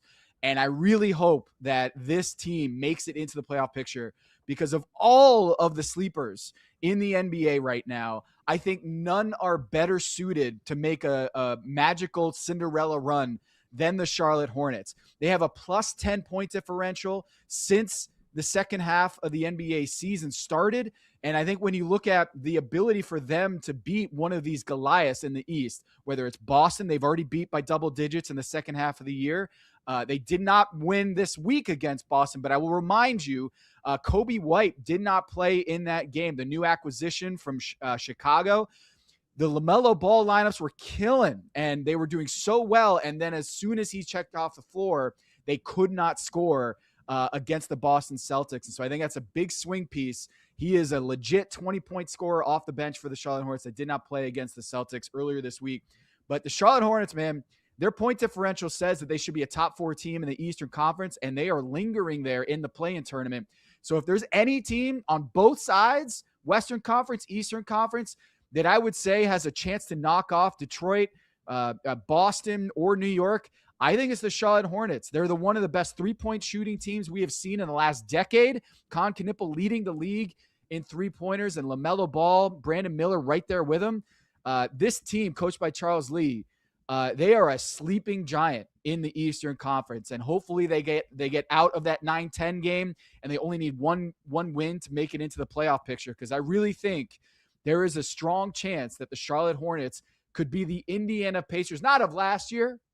I don't think they have a finals run in them. I think it's too early to say that. But remember 2 years ago, the Indiana Pacers made it to the conference finals coming out of nowhere, and doing that, I think there's a chance that we see the Charlotte Hornets be that Indiana Pacers team of 2 years ago. Maybe not make it to the finals, but guys, if they get into this playoff picture, I can tell you that those top 3 teams in the Eastern Conference are not going to have fun with that scouting report and are not going to have fun guarding this juggernaut offensive team that has been one of the NBA's best over the last 3 months. Ooh, Fitz, I don't know. It sounds like we need to start dusting off the old Charlotte Hornets starters jackets and get those back on, man. This team is primed for a run. This is between Doug and Caroline. This is a very pro Hornets show. You've just made the whole weekend for our show. So go ahead, Coley. Go ahead. Well, I was going to ask, Tom, I was going to ask you about the Bulls now. This is a team that's obviously not going to play in the play-in tournament. They're offloading talent. They've just renovated the front office, so they're about to go through some of that. This was such a storied franchise for so long. What's it going to take to rebuild the Bulls at this point? Sell the team. I think that's what it's really going to come down to. The Reinders are going to have to sell the team if they're going to have to turn these things around. When you're cleaning house and saying we're going to keep the head coach, and they want to have the front office coming in to accept Billy Donovan as the head coach for the team, this just screams to me disorder. This screams to me disorganization and disarray. And when you talk about Billy Donovan as a head coach, a fine head coach, nothing against him, but the process of trying to attract the top talent executives to come to your team that has been a mess for over a decade now, you're trying to tell me you're going to attract the talent that is required to turn around this Titanic and say, hey, yeah, we believe in you. We trust in you to make the decisions here. But when it comes to the head coach, yeah, we want to keep this guy. Billy Donovan is a good NBA coach. But in terms of the process behind what is going on in Chicago, I think it has to start at the top. And what they have done ever since the Jordan era has been a mess. And Derrick Rose and the Tom Thibodeau little run that they had in the early 2010s, it was nice. But ever since then, they've been just about the laughing stock of the league because they seriously have had no direction. They've been stuck in the middle with no good foresight and leadership with this team. And unfortunately, I think it's going to come to a wholesale change in Chicago. And I don't think it's going to happen anytime soon with the Reinsdorfs, but I do think that for the Chicago Bulls to really turn this around, I do think that it's got to start at the top. And the Chicago Bulls fans, they deserve better. And I think it really does have to start at the top. Doesn't matter what league we're talking about. Doesn't matter what sport we're talking about. At the end of the day, bad ownership results in terrible teams. It's just a constant. You guys can follow him on social media at Tom Haberstroh. Check out the title tiers at TomTheFinder.com. Tom, always appreciate your insights and your expertise, my friend. Enjoy the weekend. Thanks for hanging out with us. You got it. It's great stuff from Tom, as always. Coming up next, we're going to figure out Monday's headlines for you right now. You don't want to miss it.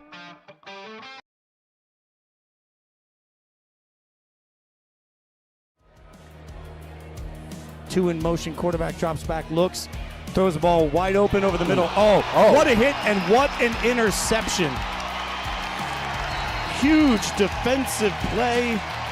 Absolutely beast mode. Jaden Rowe able to get the pick, and we have our first turnover of the game. He used his head. Well, a tip drill to his teammate off his head.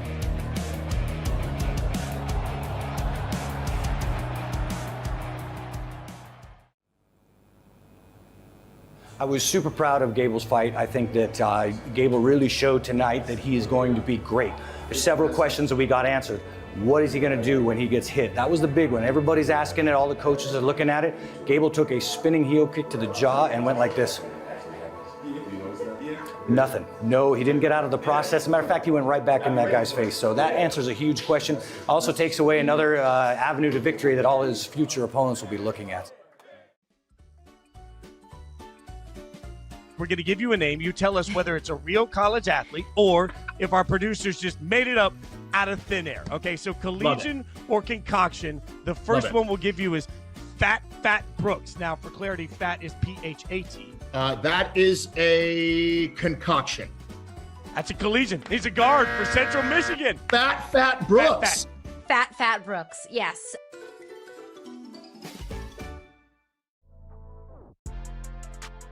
But you know what, Ariel, as well? I actually think this is a wonderful, wonderful thing for the UFC.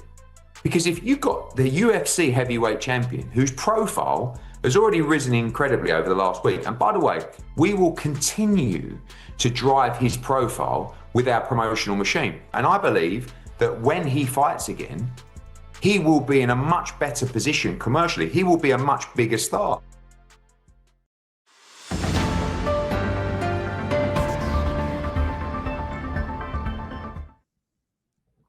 Extra, read all about it. Time to sell you on some Monday headlines. This is where Coley, Harvey, and I are going to try and do the impossible, sell newspapers. All right, so we're going to give you headlines and then figure out who will run to them. We'll give you the Monday headlines today. This will get you set up for all your weekend action you didn't know you needed. Coley, my friend, you can go first. What's your first Monday headline for me? I was an old newspaper guy. That hurt, man.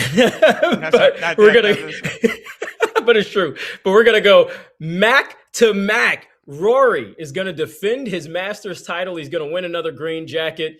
Look at that. See, he's already got the jacket on. So look at this. Our producers, everybody behind the scenes, great job. Already got the newspaper that you need to get on Monday. A 144 tee time today as Rory enters play tied atop the leaderboard at 5 under. What do you say, Fitz? The most impressive part of this Photoshop is that Rory is putting the jacket on Rory, which I think is impossible, but I'm in for this. I'm in for the fact that Rory is giving Rory the jacket. I don't know if that's exactly how that works, but I do know this. Ain't nobody want this. Nobody in the world wants this back-to-back because, A, nobody wants the menu again. Like, we saw the menu once. It was okay. We don't want that menu back-to-back. And then number two, most importantly, the golf gods don't want to allow this. Like, there's no way. There's got to be some opportunity for somebody to come in and create chaos. I want total chaos. An absolute dominant back-to-back performance, Like, is that going to suddenly make Rory be this like transcendent? Everybody wants to follow him. Is Rory the next Tiger? Like, it's not going to do that for us. It's just going to be a nice little story. I want more than a nice little story. I need some sort of a massive comeback for the ages. I need a Sunday that starts out very boring, and by the end of Sunday, we're all learning somebody new's name or some like just absolute villain to come in. Like, I would rather have a live guy win. All right, I've said it. I said it. I'll speak it. I'll stay my truth. I'd rather have a live. I'm an agent of chaos, Coley. Like, this is fun, but it ain't chaotic enough. Like, we need some level of, oh my God, I can't. Like, I'll ask you, my friend, if Rory is up by 3 strokes Sunday afternoon, he's up by 3 strokes late in the afternoon, are you dropping everything you're doing to turn on the TV and be like, wait, I got to see Rory go back to back? I mean, maybe not like I was last year. Last year, I was like, okay, I really want to lock in and see if this guy actually pulls this off. So maybe not like that. But yeah, I still want to pay attention. To the live guys' point, I mean, they got a lot of work, man. Those guys are so far down the leaderboard. So I don't know if that's going to happen. But yeah, I'll tune in. You know, I want to see the Mac-to-Mac happen. I want to see if he can actually put the jacket on himself. I just like Mac-to-Mac as a headline. That's well done by everybody involved. All right, I'll try and sell us some papers. How about this over the weekend? How about this one? Knights stay golden. All right. So the Knights last night losing the shutout still get a point, which is important because they are on a hot streak since they fired their coach. Like, who fires your coach a couple of weeks before the playoffs start? And then you bring in Tortorella off the bench, who Tort's done nothing. Like, you just sit there, it's off the couch, I should say. Been nowhere near hockey. Comes in and all of a sudden, boom! Golden Knights get hot. I love this. It's been fun to watch this. And then, of course, as you know from your time working as a reporter, you never hear the rumblings until somebody's been fired. But the minute they made a change, all of a sudden you hear, it was a toxic work environment. Everybody hated coming in every single day, and nobody felt good about things. And now all of a sudden the cloud is lifted. And I laughed at all of it until we saw the results, and suddenly a Golden Knights team that has one expectation only every single year. That's the Stanley Cup. That's all they expect every single year. If they're not winning cups, they're looking at firing everybody. Now all of a sudden they ride a bit of a heater. They do have Colorado over the weekend, which is going to be a difficult one. Colorado just to clinch the number 1 seed. But I like this. They stood golden through the weekend. The point streak continues all the way through Monday. How do we feel about it? I'm with you. I think the point streak continues. That is going to be a very tough matchup against the Avs. The Avs are insane at this point. But this is also a team that in the Golden Knights that have a legend now on the sidelines, and a legend that is actually worth his salt, worth something. So I think this team is going to continue to build something. They're going to build something new off of this. We're going to have a fun headline on Monday when everybody gets back to work. We're going to see more of the same from these Golden Knights. And I will tell you quickly, Fitz, that the Golden Knights have a little soft spot in my heart. I had a gig going out in Vegas several years ago. I won't say exactly what was going on because it was kind of a sad moment that had occurred, but it was the same year that the Vegas Golden Knights were launching. And at that time, the city, those of you who were from the city, even a lot of tourists, of course, who came in, they just fell so in love with that team. And then, of course, that was the year that the Golden Knights went on to the Stanley Cup Finals as a brand new team, essentially. So they got a soft spot in my heart. I want to see them do well, and I think I'm with you. I think that they're going to remain on a solid stretch right here under Torts. As a kid from Vegas that has a basement full of Golden Knights Stanley Cup Final champions gear, I know exactly what you're referencing, and I know exactly how much this team means to this city. So it's a beautiful thing. All right, give me your next headline, my friend. Next headline. What do we got? We got Area 65. That's what we're going to go with. The alien is award ready. Wemby is going to play enough games to get to 65. I think that certainly that's going to happen. I also think that the awards, oh man, they're coming. I know we talked about Jokic earlier, and we mentioned that Jokic is the real star in this league right now, but we really, really, really cannot overlook Wemby and what he means to the growth of the league at this particular stage. I mean, the Spurs, I did not fathom that in the year 2026 that I actually would be able to say the words, the Spurs are back. But the Spurs are indeed back. They've done it miraculously this season. Just as we mentioned, the Pistons are surprising a lot of people. I wouldn't be surprised if we see a Spurs-Pistons matchup in the finals. And that might not be the ratings getter for a lot of people, but it is certainly going to be a fun one with two young stars in Cade Cunningham and Wemby going for the Spurs. I'm excited just to see what awards he does rack up this year. This is a guy that can do things that not everybody else in this league can. I mean, we talk about what Jokic brings and what he means to this league. Well, hey, there's still something to be said about a guy with this height, this arm length, this ability to swat shots on a regular basis and make it look just easy. Sign me up. I can't wait to see Wemby get to 65 and get awards ready. What do you say? You're 1,000% right. This is going to happen. Although it always throws me off. The Beatles, all I think about is when I'm 64, when we hit 64 games. Got to get to 65 to get the awards. Here's the thing. I think they're going to make sure it happens because, frankly, there's so much money at stake, too, when you start talking about Supermax and everything. But I will also say it makes me a little bit nervous. Just makes me a little bit nervous because, man, it's more important than anything is that he's as healthy as possible going in to the playoffs, I should say. So that's the thing that sort of gives me my tiny pause in all of this is that the Spurs and Wemby need to sit down and have a long conversation about what's best for their ability to try and win a chip this year. Like, they are so far ahead of schedule. They are very, very, very capable of winning a championship. I hadn't thought about the fact that we could end up with Detroit and San Antonio until you said it. It's real. Boy, like, you give the league all their options, they end up with that one. I don't know how they feel about it. But at the end of the day, there's a real shot at a ring here. And when you start talking about that, then you have to sort of weigh hey, is it worth putting any risk onto your body for a game that genuinely doesn't matter other than 20 minutes? I wonder if they just trot him out there in a game where suddenly he's not touching anybody. He's just sort of walking up and down the court, never getting the ball, just sort of gallivanting up and down the court. And then we'll have a total different conversation about whether or not that should qualify for 65. I'll give you another headline. This is a selfish headline. This is maybe the best headline in the history of sports because it involves me. How about this one? Swiggity swooty, Fitz ain't booty. What am I talking about? Oh, we have indoor football league action at Coley. In case you missed it in my opening week on the IFL, one of my first games calling play-by-play for him. I worked in a Swiggity Swooty. He's going for the booty on a touchdown run. I've worked in Chili's. I've worked in Dave & Buster's. Like, I'm here for product placement in these things. Getting to go back to Fishers, Indiana, where I was last week. We'll see Iowa at Fishers. You can watch it on Yahoo Sports Network on Saturday night. I just love doing these things. So getting to be in the play-by-play booth is it's a blast. It's fun. Indoor football is a absolute blast to be around. You see right there Saturday. 5 p.m. Eastern is the game. You can check it out on the Yahoo Sports Network. We are all over the place. Saturday is the Sunday Indoor Football War. Sunday is Sunday Indoor Football. So we've got you on both of those on the Yahoo Sports Network. If you haven't checked out indoor football, just imagine this. You're on a 50-yard field. So you've got the pace of basketball with the game of football on a hockey rink. By the way, the walls are in place, so guys go over the walls.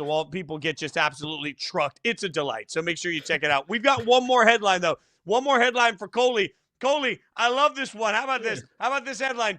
Coley matrimony? Cole? What? Returning money. Whoa! Whoa! What's going on here? Oh, my gosh.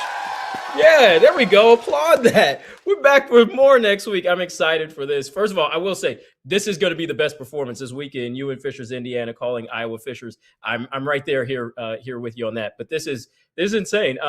Thank you guys so much. I'm looking forward to working with you again on Monday, Fitz.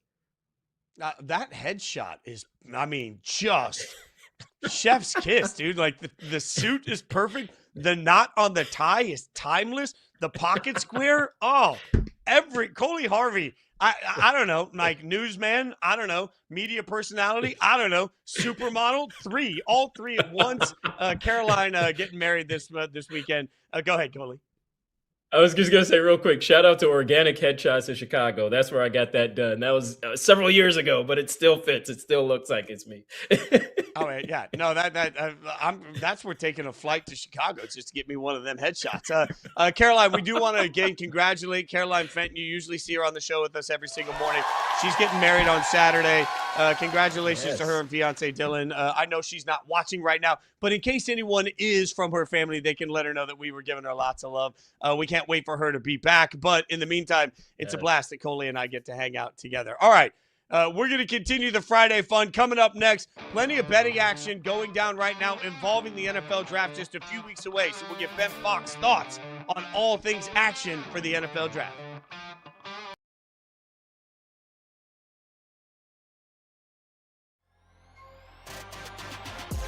What do you think was kind of misunderstood about George Pickens prior to him arriving in Dallas? I don't know. It was so many things that I feel like that was misunderstood. They feel like his attitude was off. And I mean, he come in the league at 19 years old. You expect that of a guy, and you want him to be your receiver one.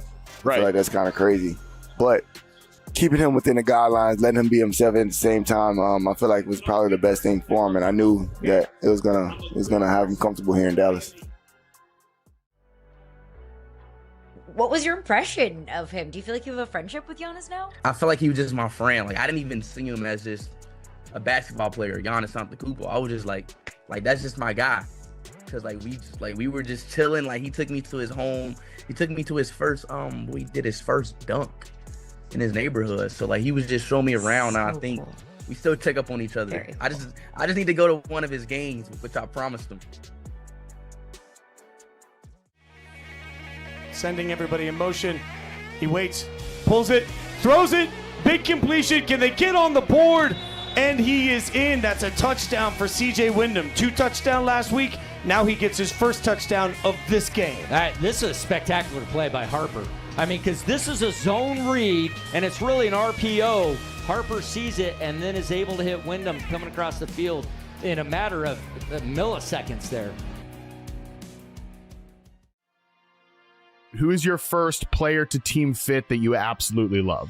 Kenyon Sadiq, the tight end of Oregon, to the Chiefs. And this was basically a post-combine reaction, basically Vernon Davis style numbers athletically. And so I think it was validating to see kind of him put those numbers up athletically, speed, explosion, change of direction. He feels like a player that is not going to drop very far in this draft, especially in a draft where there aren't a ton of blue chip players. Texas Tech's David Bailey is now the favorite to be the number 2 pick in the 2026 NFL Draft at BetMGM, overtaking Arvell Reese as the favorite yesterday. As you see how the odds have shifted within the last week here in Ben Fawkes' tweets. We now bring in Yahoo Sports senior betting analyst Ben Fawkes. Shed some light on it. I mean, let me just start with a very basic, like, how do guys figure this out? Like, I realize that when it comes to games, they've got power rankings and they can just plug in teams. But when it comes to the draft, I've covered it for a decade. Like, I'm still trying to figure out how Vegas even know, because they're right. How do they know? Yeah, I mean, they have a couple advantages, right? First is they can set a number and then react to the money as well. And then second, they're reading basically the same things you guys and I'm reading, right? So they're reading the local beat reporters. They're looking on social media as to what kind of is coming out, what coaches are saying. And then they're reading a lot of mock drafts and kind of reading the tea leaves. And the draft, this kind of always happens, right? Where there's certain prospects. You know, I think people think the draft process, like college football ends, the draft experts put out their big boards and they've seen film on all, 300 players. It tends to come in bunches. And so they kind of stack the players. And then as they start to get to some of these players or more in depth, they talk to more people. They have more of kind of a verified opinion. And certain players rise, certain players fall. In this case, I think the more that I've read and kind of listened to, it just seems like it's really kind of a 50-50 proposition. Now, it is surprising that Reese was that big a favorite, minus 285.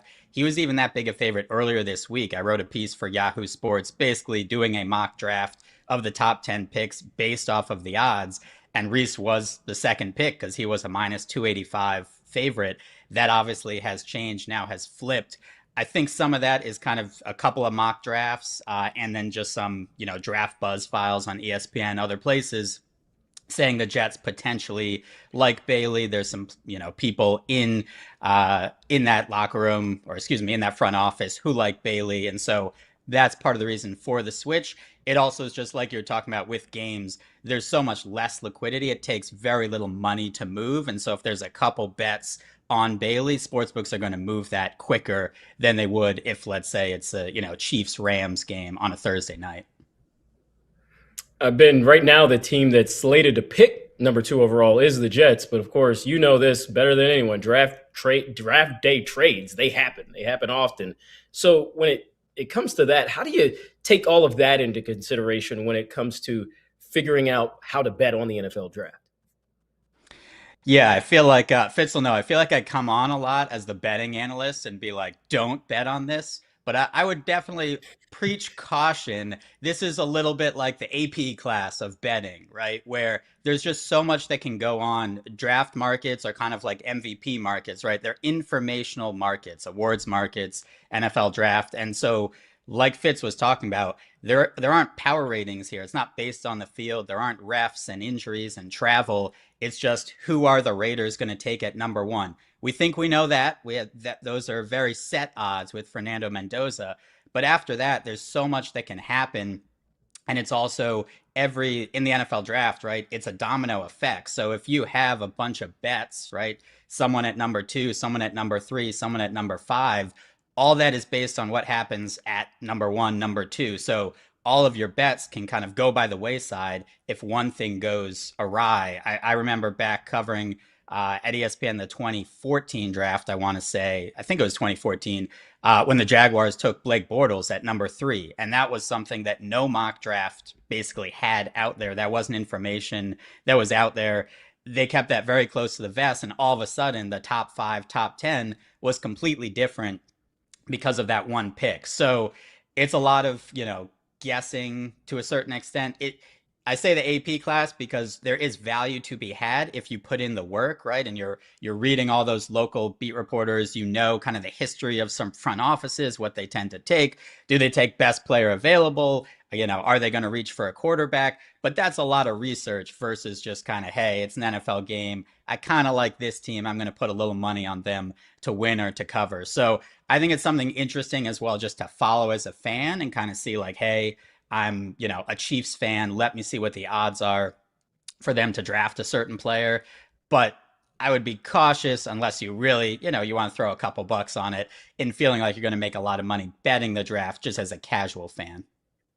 Yeah, and to that end, like I said, I've got every year, ESPN and now Yahoo, I've covered the draft.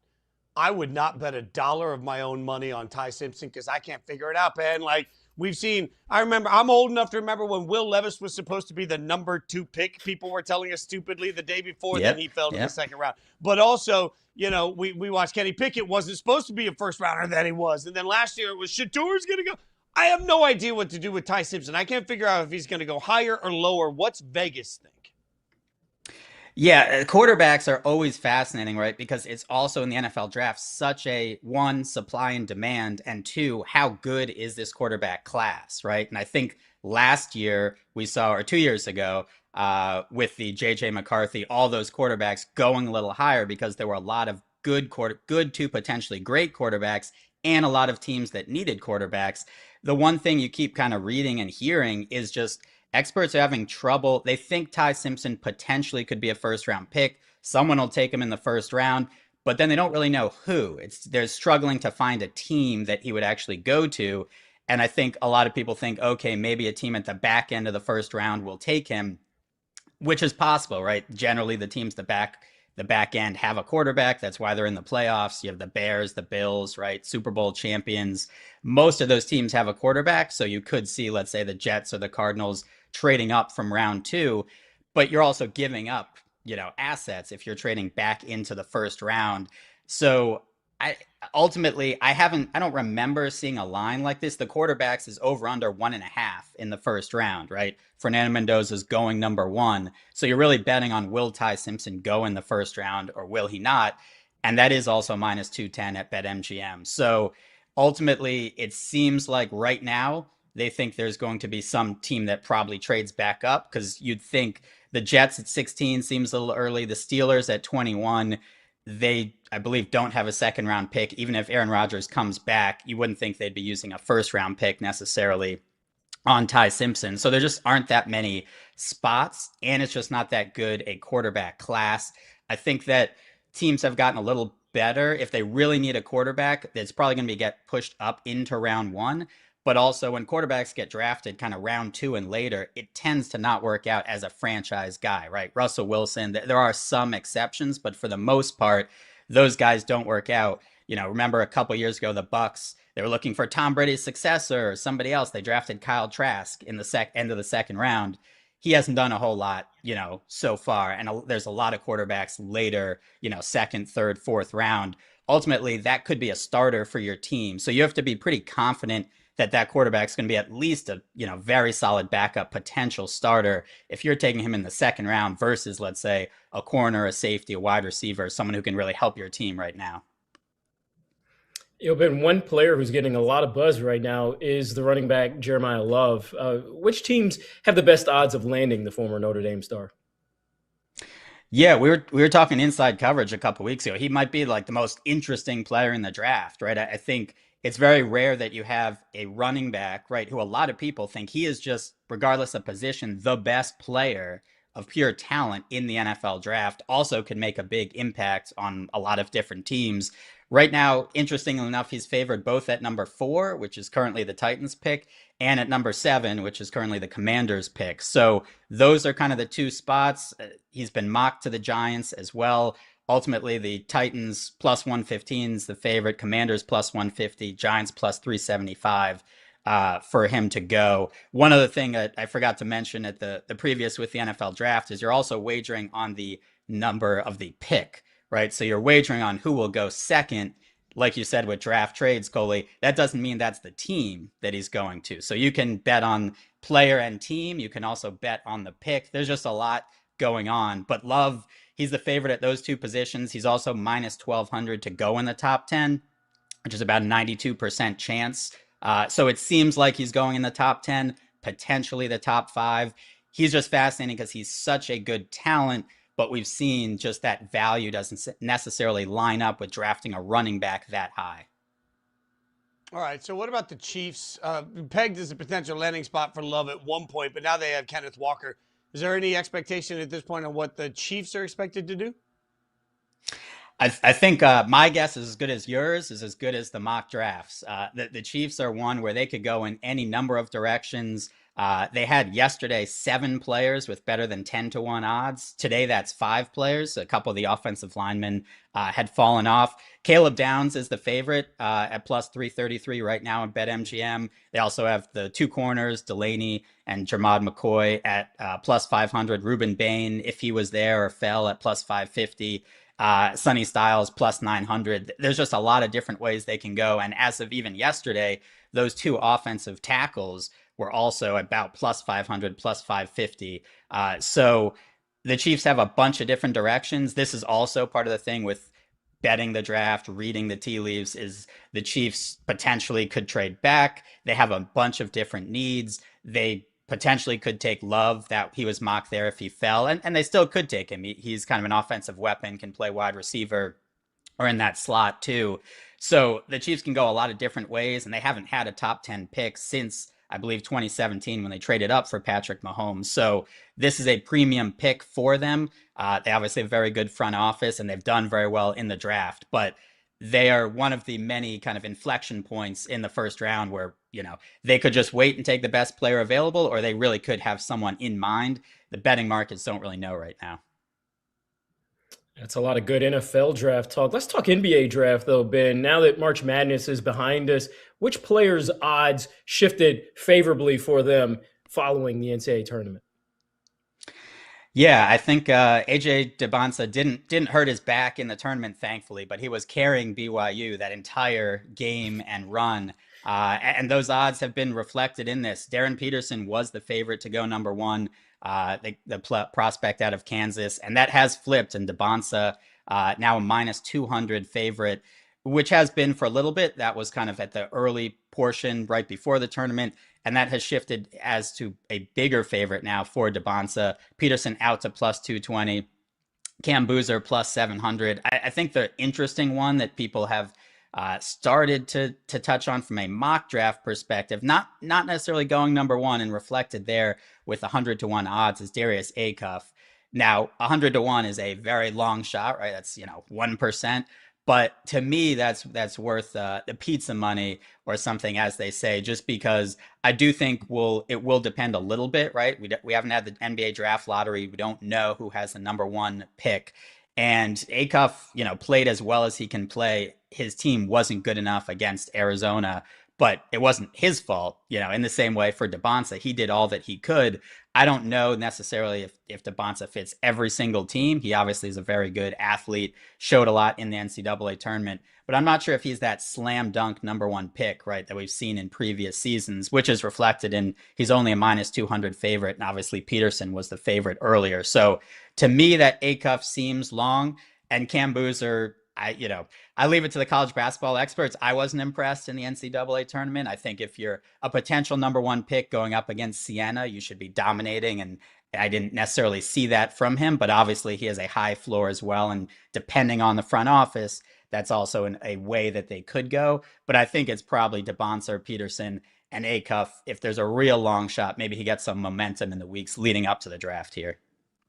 Yeah, that one's going to be interesting. Also, the W draft is right around the corner. So did we get any movement there? Like, who's the favorite at this point to go first overall for the W draft next week?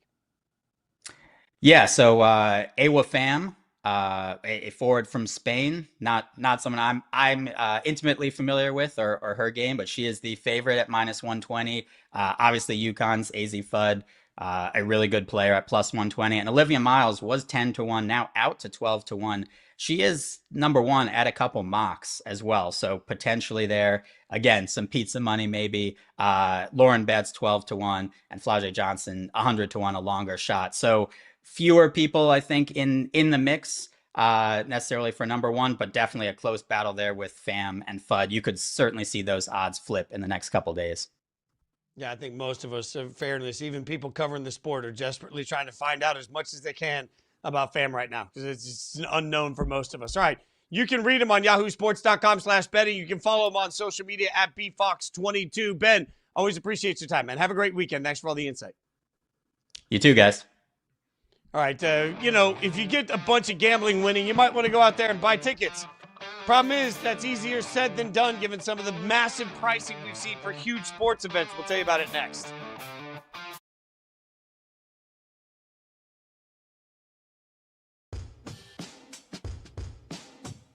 Who are some of the other UFC combat sports golfers that we might not know about? Who's sneaky good? You know what, man? I don't think there really is anybody else. Daniel Cormier is starting to play. He's absolutely How's his game? Awful. He's no. awful. He talks so much trash. He is so bad. But I tell you what, though, he is an athlete, and he's just like golf's like anything. The more you do it, the better you get.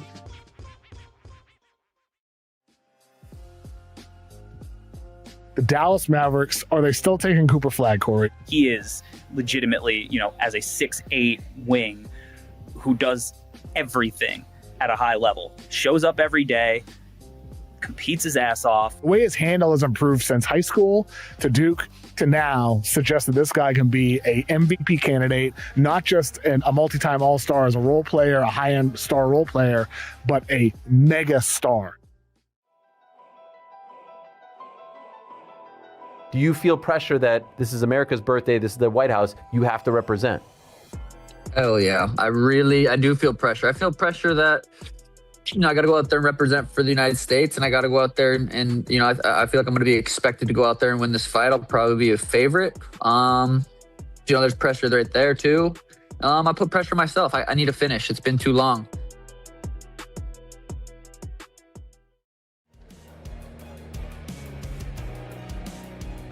Johnson to the end zone, caught. Guess who? C.J. Jefferson. And in talking to the coaches this week, they said that's your playmaker. That's the guy that Jerome Johnson has the most confidence in. And there you are in 4th and goal, and you throw it right at the goal line, right at the yellow line at the wall. Terrific throw. Nice catch. Great execution there for New Mexico. They had to have a play.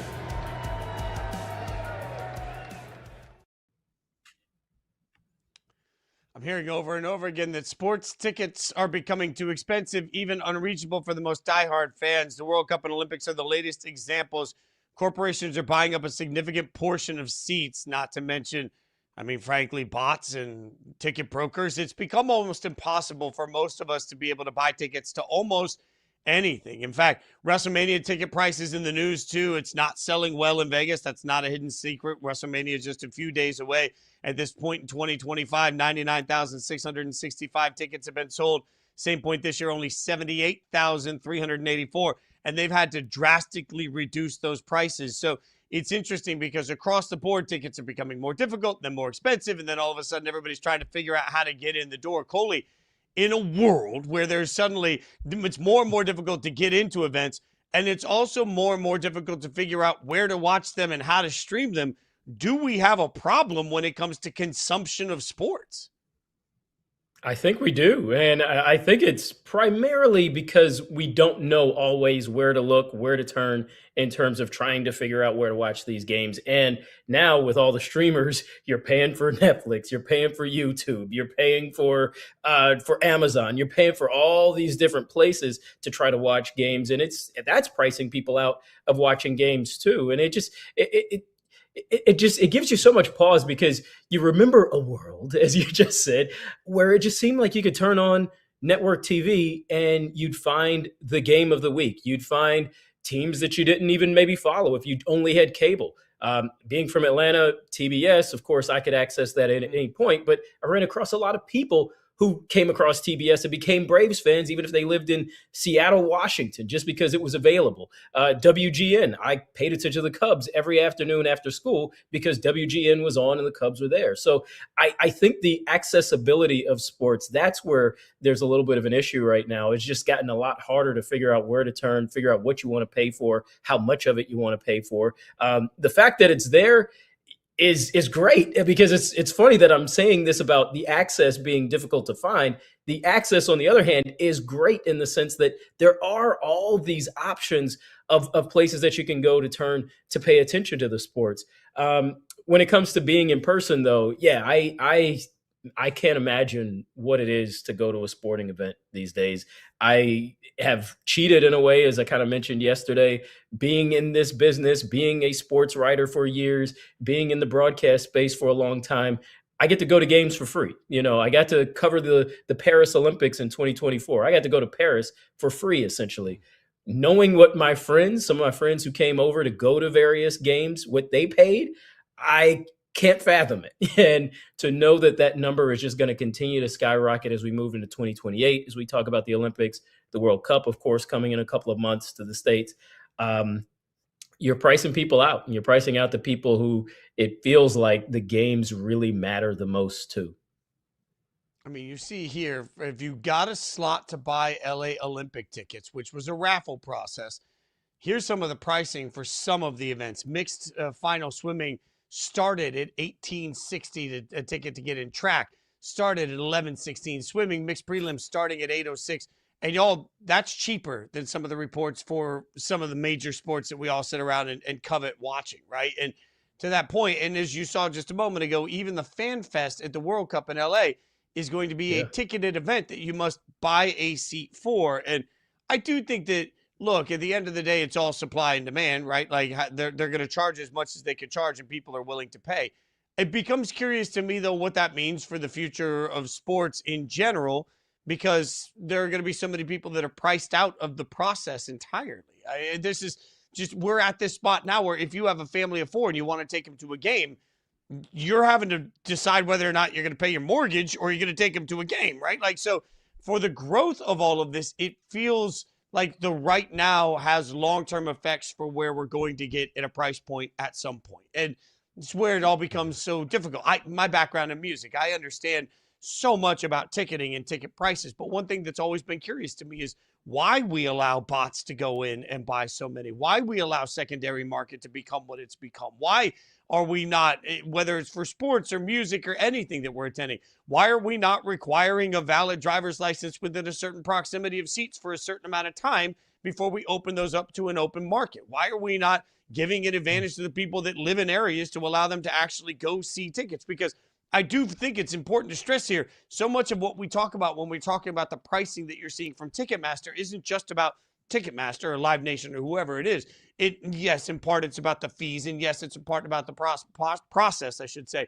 But it's also about the fact that by the time most of us get to this, because bots have inundated the way that things are bought, you're buying from somebody secondhand. So all of a sudden, you're being penalized because a company in LA managed to buy tickets to a concert in Connecticut before you ever could. So now you have to buy from the company instead of the actual promoter, instead of the actual event. And all of these price points create a situation, Coley, where at some point you will price out the ability to grow your sport at all.